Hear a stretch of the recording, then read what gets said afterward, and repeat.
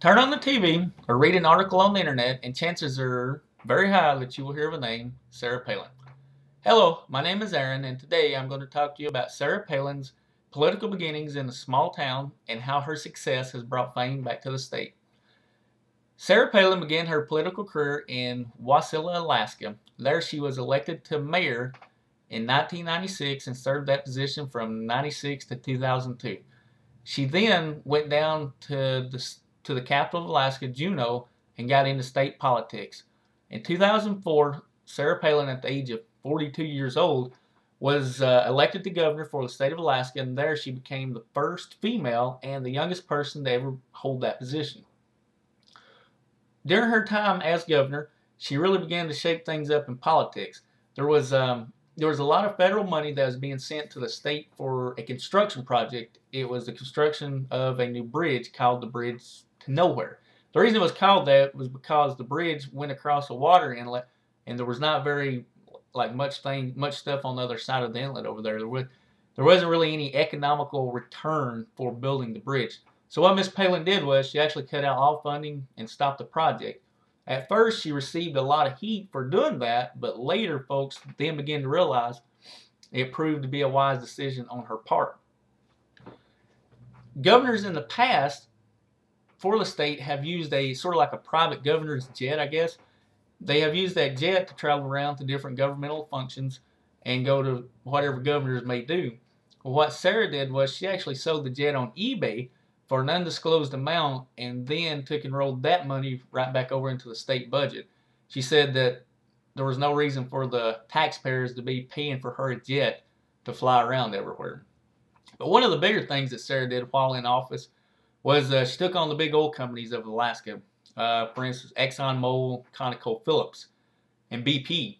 She took these guys on. What was happening was they were paying taxes to the state off of the oil revenues at a certain percentage. What Miss Palin done was she rewrote the law, and what it changed was during a time of economic prosperity, when the oil companies were making all this revenue and stuff coming in, then the oil companies would have to pay a higher tax. In time of economic recession, when not as much revenue is being generated, they would then pay a lower amount of taxes. It kind of balanced it across the board, for how much they had to pay in. That's kind of a little bit about Sarah's beginnings in the state of Alaska and a little bit of her political career. Now let's take a look at how she has really brought a lot of fame and attention back to the state of Alaska. It all sort of kind of began in 2008 whenever Senator McCain, or at the time presidential candidate McCain, was running, and for president he announced his running mate, and it was none other than Sarah Palin. Whenever he did this and Sarah Palin accepted, it really brought a lot of media and attention to the state of Alaska, to this little small town of Wasilla. Nobody ever heard of this place, or really never heard of Sarah Palin until this time.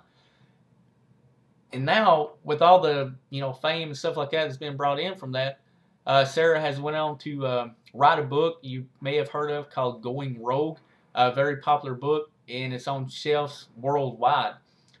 One of the newer things that's actually been generated from this now with Miss Palin is a new TV show that she has, and it's called Sarah Palin's Life in Alaska, I think is what it's called.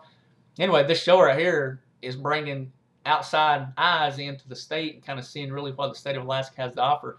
And now we're starting to get people up here that are filming movies, and Miss Palin's daughter is on the TV show Dancing with the Stars. Well, anyway, today I've informed you a little bit about Sarah Palin's political beginnings in a small town of Wasilla, Alaska, and how some of her accomplishments and things she has did outside of politics has really sort of started bringing fame to the state and letting people from the outside see what all Alaska has to offer.